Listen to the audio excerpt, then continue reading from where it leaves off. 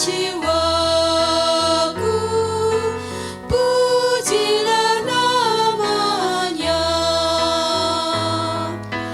Aku hendak bernyanyi seumur hidupku.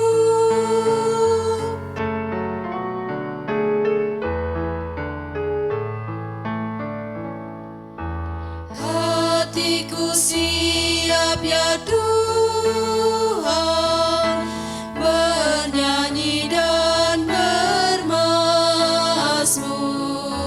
karena Engkau maha baik, setia dan benar. Pujilah Tuhan hai jiwaku, pujilah namanya. Aku hendak bernyanyi seumur hidupku.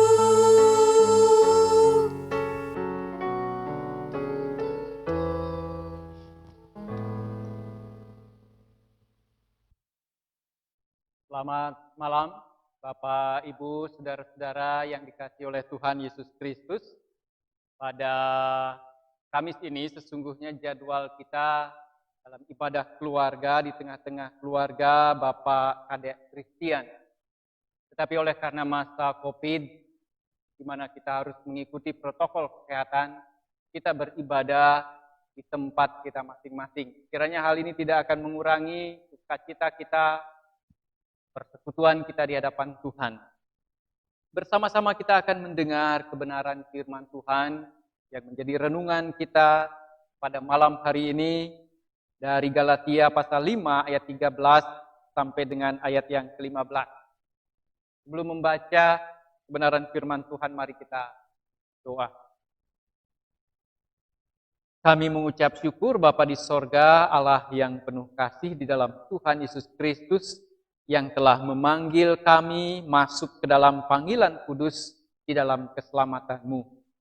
Kami datang bersama-sama ketika kami beribadah di tengah-tengah keluarga kami masing-masing. Kiranya firman-Mu akan menyatukan kami, memberikan kekuatan kepada kami, terutama dalam masa COVID-19 ini. Apapun yang kami alami, situasi dan keadaan apapun yang kami harus jalani. Karena firman-Mu adalah kekuatan bagi kami. Oleh karena itu kami mau merenungkan kebenaran firman-Mu ya Bapa. Kuasa Roh Kudus kiranya akan menolong kami untuk memahami dan mengerti kebenaran firman.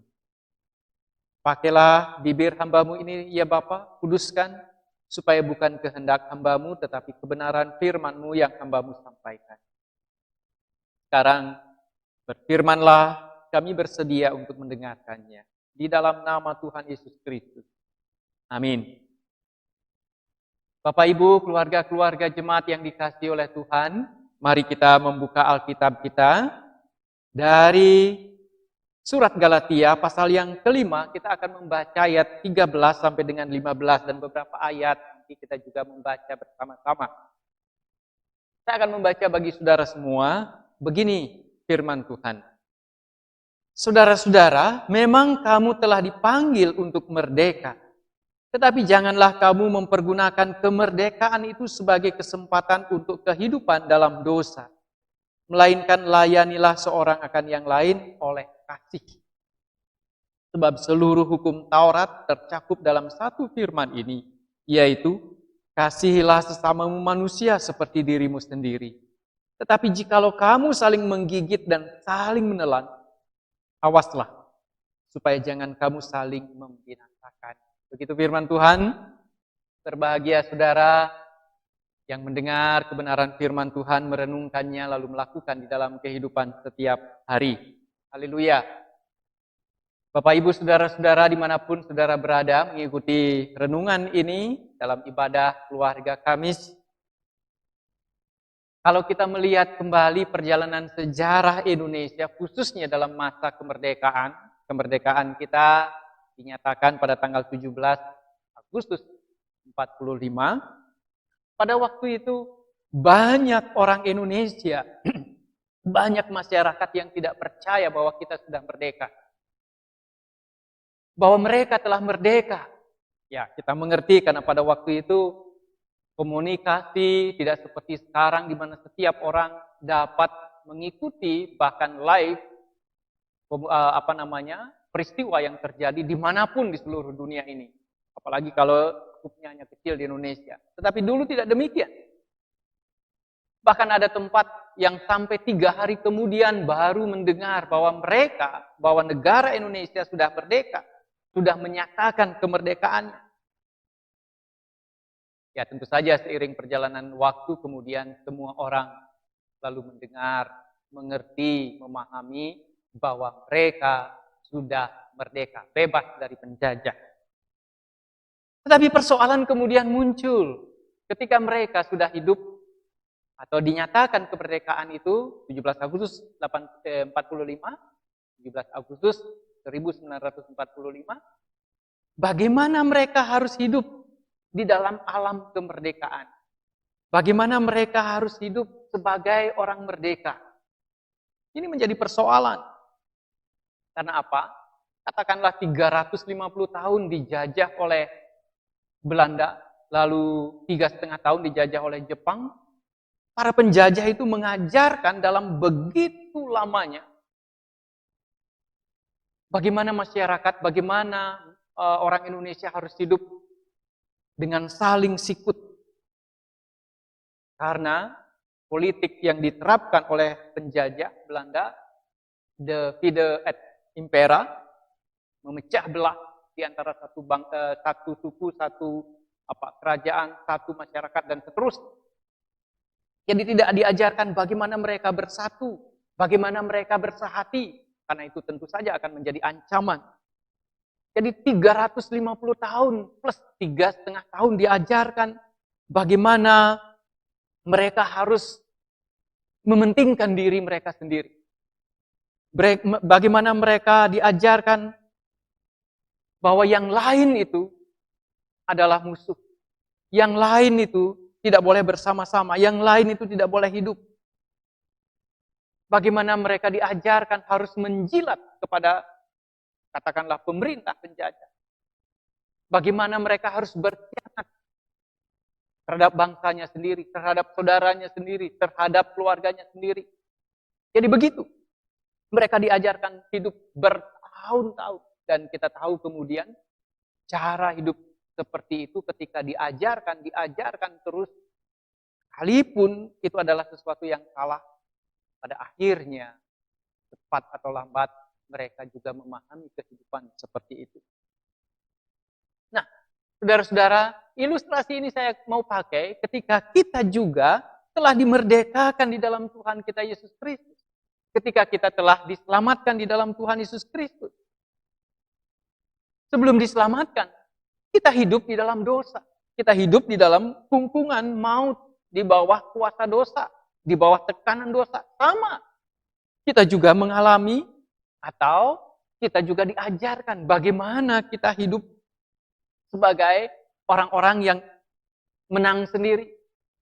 Bagaimana kita harus hidup tidak jujur. Bagaimana kita harus berjuang sendiri, tidak sehati dengan orang lain. Dan cara-cara yang lain. Kalau Rasul Paulus tadi mengatakan saling gigit satu dengan yang lain. Tidak hidup di dalam kasih. Oleh karena itu saudara-saudara, ketika kita sebagai umat Tuhan telah dimerdekakan, dipanggil untuk hidup di dalam kemerdekaan, kita harus belajar bagaimana kita hidup di dalam kehidupan yang merdeka. Bagaimana kita harus hidup di dalam hidup yang telah diselamatkan itu. Saya ingat apa yang dikatakan oleh Rasul Paulus pada jemaat di Filipi. Filipi pasal 2 ayat 12. Itu dikatakan, kerjakanlah keselamatanmu, isilah keselamatanmu. Berjuanglah, belajarlah terus. Apa yang dapat kita katakan dari situ? Cara hidup sebagai orang-orang yang telah menerima Tuhan Yesus Kristus, cara hidup yang merdeka, yang telah menerima keselamatan itu harus dipelajari, harus dicoba terus, harus dilatih. Dilatih, dilatih, dan dilatih. Dan itulah sebabnya Tuhan memberikan waktu kepada kita. Ketika kita sudah diselamatkan, menerima keselamatan itu, Tuhan masih memberikan waktu kepada kita untuk menjalani kehidupan kita, supaya kita melatih kehidupan kita. Bagaimana kita harus hidup di dalam keselamatan itu. Rasul Paulus dalam surat Galatia tadi mengatakan, bagaimana cara kita hidup? Yaitu dengan mengasihi Allah, dengan mengasihi sesama manusia. Dengan hidup sehati, sepikir, saling tolong-menolong, dan seterusnya itu. Dan ini harus dilatih. Cara hidup itulah yang harus kita lakukan di dalam panggilan kita sebagai orang-orang yang telah merdeka, sebagai orang-orang yang telah diselamatkan. Kalau kita mengatakan tentang kasih, sebagaimana khotbah pada minggu yang lalu, maka di dalam kasih itu kita akan menemukan kehidupan di mana kita saling menghormati, di mana kita saling menolong, di mana kita memiliki kerendahan hati, di mana kita saling menerima satu dengan yang lain, di mana kita saling memberkati, saling mengampuni, dan semuanya itu yang diajarkan oleh Alkitab sebagai, sekali lagi, orang-orang yang telah menerima kemerdekaan, yang telah menerima keselamatan. Jadi, jemaat yang dikasih oleh Tuhan, sifat-sifat seperti itu, ketika kita telah dimerdekakan, tidak serta-merta ada di dalam kehidupan kita. Tidak serta-merta lalu segera kita dapat lakukan. Sifat seperti itu sekali lagi harus senantiasa dilatih. Atau senantiasa diajarkan kalau kita berbicara tentang anak-anak kita. Mari kita membaca satu nats yang ada di dalam kitab Ulangan pasal yang ke-6 yang dikenal sebagai Shema Israel. Ulangan pasal 6 ayat 4 dan 9 sampai 9 mengatakan begini. Dengarlah, hai orang Israel, Tuhan itu Allah kita, Tuhan itu Esa. Kasihilah Tuhan Allahmu dengan segenap hatimu dan dengan segenap jiwamu dan dengan segenap kekuatanmu. Apa yang kuperintahkan kepadamu pada hari ini haruslah engkau perhatikan. Haruslah engkau mengajarkannya berulang-ulang kepada anak-anakmu dan membicarakannya apabila engkau duduk di rumahmu, apabila engkau sedang dalam perjalanan, apabila engkau berbaring dan apabila engkau bangun. Haruslah juga engkau mengingatkannya, haruslah juga engkau mengikatnya sebagai tanda pada tanganmu, dan haruslah itu menjadi lambang di dahimu, dan haruslah engkau menuliskannya pada tiang pintu rumahmu dan pintu gerbangmu. Nah, sampai di situ saja. Jadi, nuansa mengajarkan, nuansa melatih, nuansa mengerjakan keselamatan itu terus-menerus. Bagaimana kita belajar saling mengasihi, belajar saling menerima satu dengan yang lain, dan seterusnya itu harus terjadi di dalam kehidupan kita. Begitulah kita mengisi kehidupan yang telah dimerdekakan di dalam Tuhan Yesus Kristus, yang telah diselamatkan di dalam Tuhan Yesus Kristus. Saya ingat satu kebiasaan yang sering kali kita dengar dalam kehidupan sosial kita, terutama dalam konteks ketika ada seorang anak, katakanlah umurnya 3 atau 5 tahun, 6 tahun, ketika anak itu melakukan sebuah kenakalan, sebuah kesalahan, atau dengan sengaja melakukan, bahkan kita sebut sebagai kejahatan, seringkali orang dewasa mengatakan, sudahlah biar seperti itu, dia masih kanak-kanak.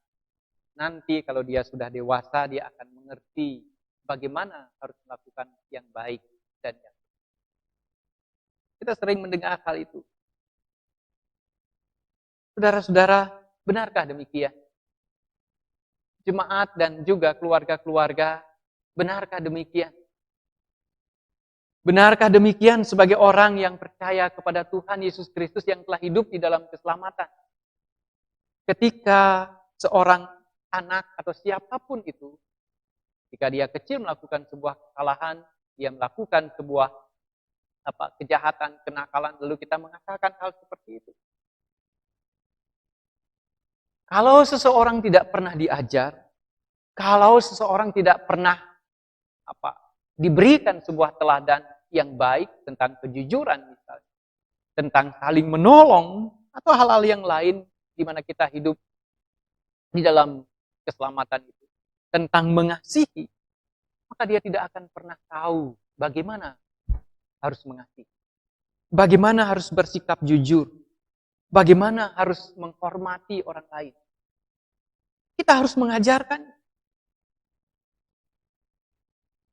Tidak ada seorang pun yang dalam kehidupannya tidak pernah bersekolah, tidak pernah mengenyam pendidikan, lalu kemudian dia dikatakan sebagai profesor.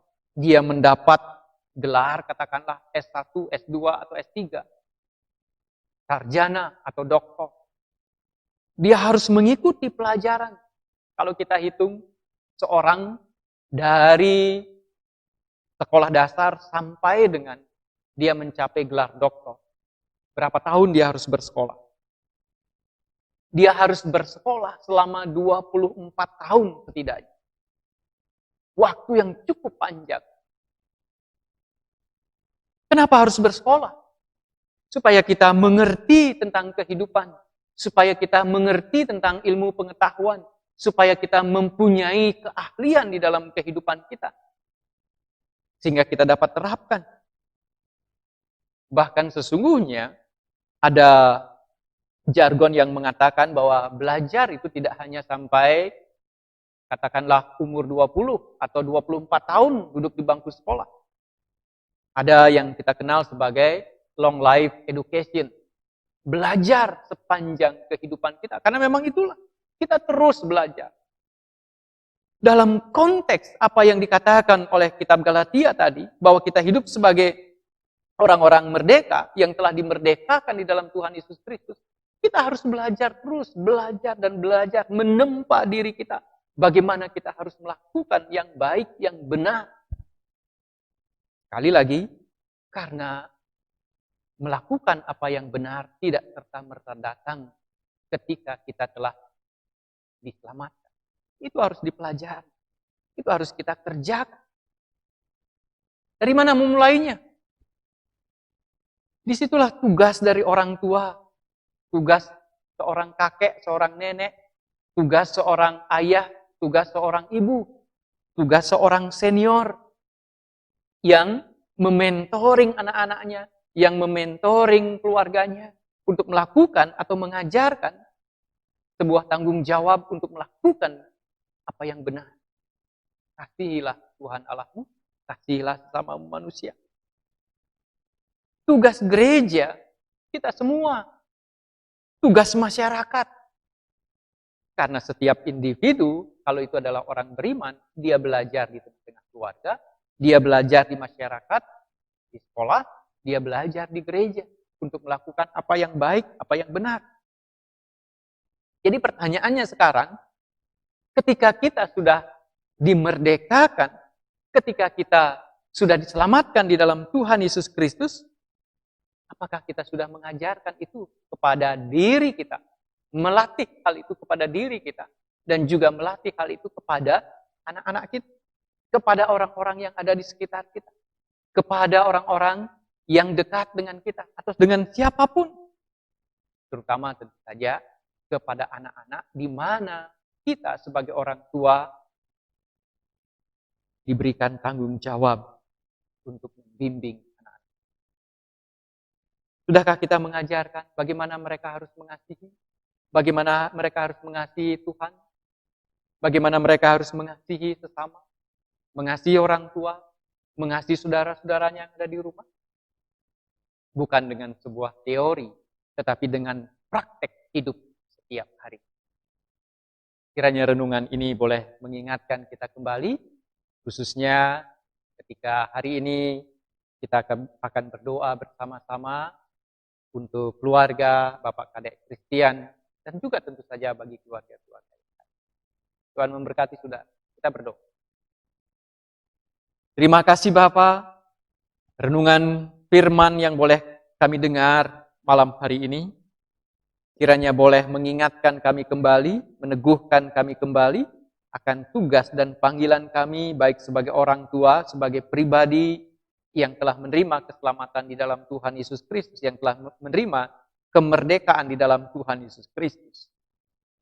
Malam hari ini secara khusus kami berdoa untuk keluarga Bapak Kadek Christian bersama dengan seluruh keluarga besarnya dalam kehidupan mereka, secara khusus sebagai orang tua, sebagai ayah dan ibu di tengah-tengah keluarga kecilnya. Tuhan kiranya akan memberikan hikmat sebagaimana apa yang Tuhan Engkau telah katakan di dalam kebenaran firman-Mu.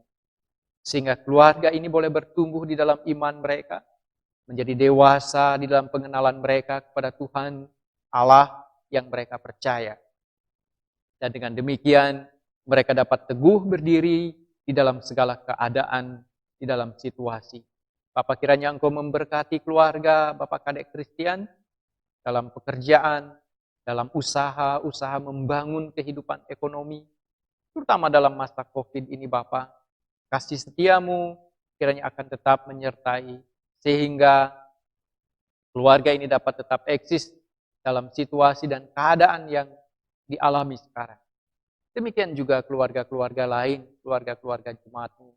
Ya Bapa, di masa COVID-19. Kami pertaruhkan hidup kami hanya di dalam tangan kasih. Jikalau kami ada dalam kelemahan, Tuhan kiranya akan memberikan kekuatan kepada kami. Tetap memberikan semangat kepada kami untuk kami menghadapi situasi-situasi sulit yang kami jumpai dalam kehidupan kami setiap hari. Biarlah Tuhan kami bersehati, kami boleh saling menolong, kami sungguh-sungguh saling mengasihi satu dengan yang lain, bukan dengan perkataan, tetapi dengan praktik kehidupan kami. Supaya dengan demikian ya Bapa, sebagai orang-orang yang telah diselamatkan di dalam Tuhan Yesus Kristus, kami sungguh-sungguh boleh hidup mengenal Tuhan, lalu saling mengasihi satu dengan yang lain. Terima kasih Bapa atas semua kasih karunia, keluarga, jemaat, masyarakat di mana kami boleh tinggal, negeri kami Indonesia di mana kami boleh menikmati kehidupan kami. Kiranya di tengah-tengah kehidupan kami boleh menjadi saksi-saksi Kristus untuk menyatakan kasih bagi semua orang. Terpujilah namamu Bapa di sorga. Inilah syafaat kami. Engkau mendengar setiap seruan kami, pribadi lepas pribadi, keluarga lepas keluarga di antara kami. Doa ini kami naikkan dan mohonkan di dalam nama Tuhan Yesus Kristus. Haleluya. Amin.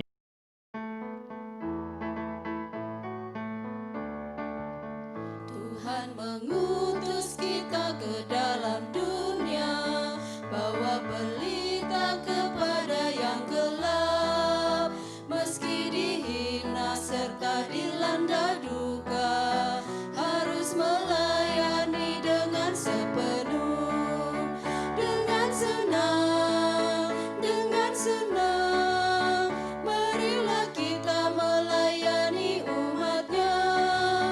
Dengan senang, berarti kita memuliakan nama-Nya.